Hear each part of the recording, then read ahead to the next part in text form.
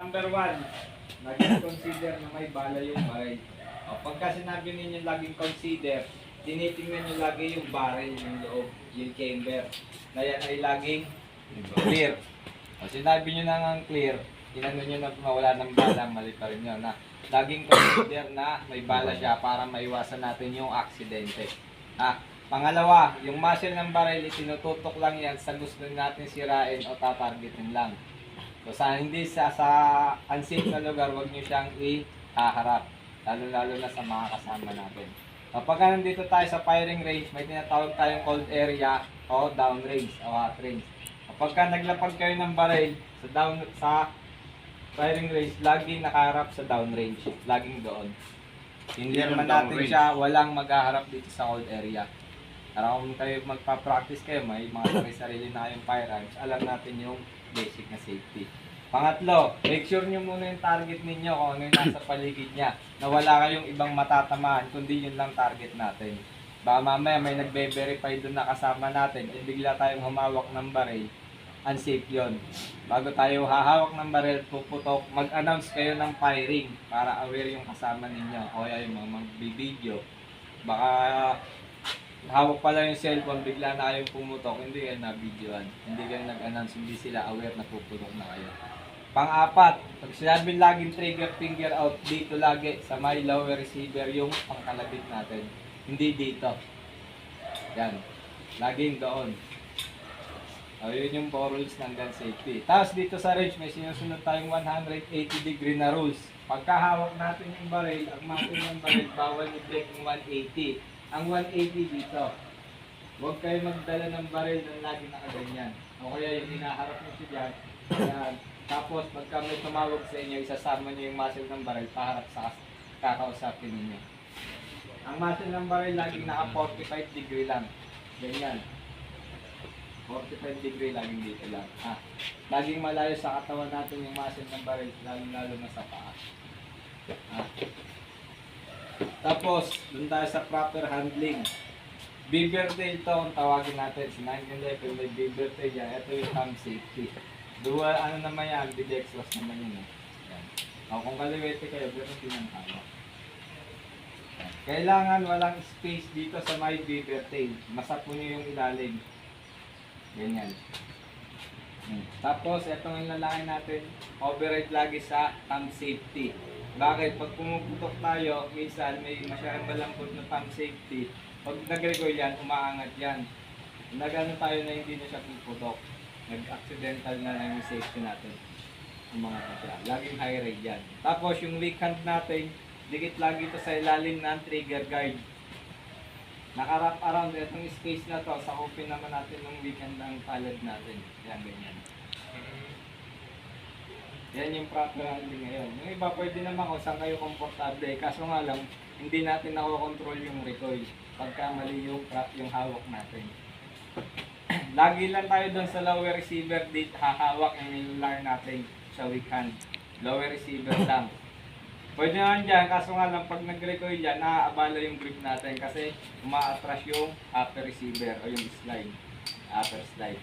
Pag putok yan, aatras yan. Nandun yung kamay mo, yung daliri mo, maaabala yan. Dito ka lang sa lower receiver. Kaya yung proper grip. Kasi mas maganda walang space dito para nakokontrol nyo yung recoil. Mamaya tatry nyo naman yan bago kayo pumutok. Hindi tayo sa sight alignment. Gagamit natin yung both eye open na tayo para masasanay tayo ng bukas yung para sa mata natin. Mas malaki na nakikita natin yung peripheral vision. Kasi pag pumikit tayo yung kabilang side, hindi natin kita Sa sight alignment, in between itong rear sight, yan, yung gap niya na yan, kailangan yung front sight nandoon sa loob niya, sa pagitan. Tapos yung height nilang dalawa, magkakapantay din yan. Ang relation lang yan, itong rear sight blurred, front sight clear, target blurred. Hindi tayo nagpo-focus dun sa target natin ng clear, kasi hindi natin na-align yung alignment ng sight. Kailangan yung rear sight blurred, clear, blurred. Yun yung pagkano natin sa target sight picture. Yung squeezing ng trigger. May tinatawag tayong slack.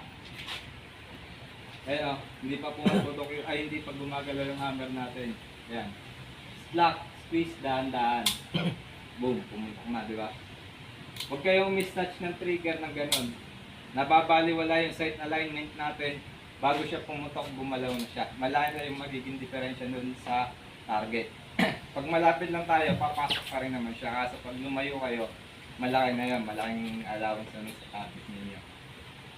Slack, squeeze, dahan-dahan. Ha? Kailan ginagamit yung thumb safety? Kapag hindi kayo ready pumutok at nag-low ready kayo, iangat nyo yung safety. Ha? Yan. Ito, grip safety. Kailangan na pipress nyo din yan. Kahit na nakababa yung thumb safety natin, kung medyo broken wrist kayo, nakadikit lang kayo ng ganyan, hindi nyo yung makakalabit. Kailangan pinipress yan, yung palad natin. Tapos, ibaba nyo yung safety. Yan, down. Ready to fire na yan. Yan. Kailangan maganda yung paghawak ninyo. Sa pagkasa, may serration time tinatawag doon sa upper receiver, sa slide. Doon lang kayo humawak. Safe yan, nasa likuran. Ayan na. Huwag kayo muna dito. Ito pwede naman dito, kailangan practicein nyo lang. Kasi malapit yung kamay natin dun sa barrel, medyo delikado. Pag hindi tayo sanay magkasa doon. Huwag din dito sa may chamber, baka naman maipit yung palad natin. Ha? Pag nagkasa, laging naka-trigger finger out. Ganyan. Walang magkakasa ng pag ano, na nasa loob yan. Pag kinila nyo na nasa loob yan, mag-accidental firing kayo, pupulok yan. Ha? Hindi kayo nakain doon sa target. Laging trigger finger out, hilahin nyo lang yung slide, sagad taas bitawan siya. Mag-home na yung bala. Pag nagkasa, automatic, iangat nyo yung safety. Hanggat hindi kayo ready, huwag nyo siyang i-engage ng pababa. Hanggat hindi kayo ready, yung proper stance ay yung proper grip. Ha? Yung stance, pwedeng isosceles, pantay lang yan. Pwede naman yan. Yung lapat ng balikat nyo, yun yung buka ng paa. Tapos medyo pendular siya concept, din forward kayo. Yung bigat ng katawan ninyo, nasa may ano niya, paa. Na ganyan. Bend, tapos din forward.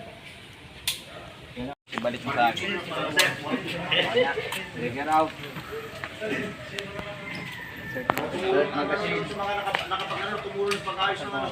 O, kasabro. Pwede. Try to na.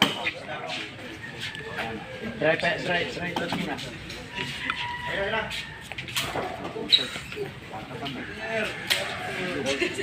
Sir, malayo sa bito mo, sir. Ano malayo? Lapit ka, oh. Alam mo, oh. Pagdakan lang, eh. Sir, ito ko taman mo. Sir, gawain ko yun, sir. Malayo na sa bitong ka. May lapit mo ba? Pag okay ka na, pwede na.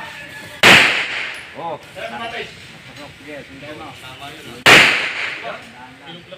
Di, sa bilog. Sa bilog na po. Sa port. Ba, punta na lapit ka. Dalawa na ganyan ang ano. Oh, verify. Ano? Verify. Oh, ito yung sinasabing malfunction. Malfunction, oh. Oh, ma'am. Verify. Tingin. Ayun. Malfunction to. Una nyong gawin dyan, remove nyo yung magazine. Ha? Hindi ko putok kasi niya kaya, no? Nakasaan yung bala, oh.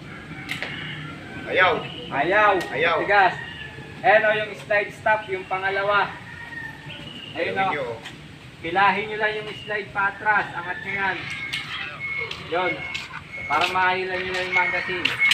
Ayun o, may load. Kasi may balang bumpis. Check natin yung chamber. Kasan nyo o. Okay. Saka nyo ulit babalik yung magazine. Pag clear na yung chamber ha. Parang nagbibideo.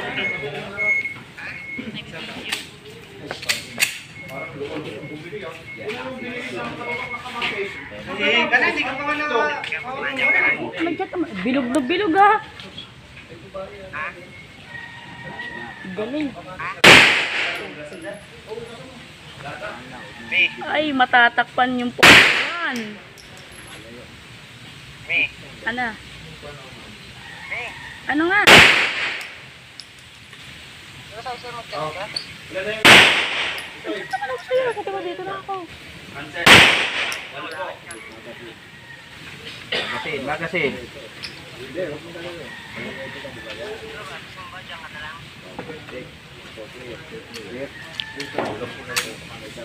Bakit pa? Tira.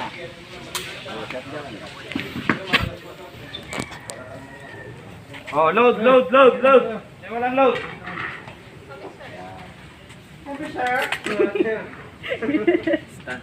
Figure. Nandito lang mga tiwala namin sa iyo. Trigger out. Kami partida. Ilalapit kita 3 metro lang ha. Galing. Mamaya baka doon yung talaga pumasok yan. Pinalo pa kayo. Oh, sino yung dalawa? Lagyan nyo na ng...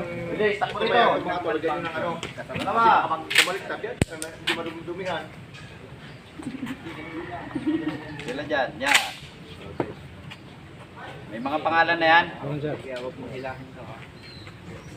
Okay, okay na yan. Mga picture na yung mga ayos na yan. Ayusin mo yan. Putang ina, oh. Napit ko sa inyo, mali yan. Ano, yung tao eh. Kung may isa pa yan, gagawin din yun. At ba, nakagawa na siya? Ay, boom! Down. O, kunin ang target. Target board. Uy, sino?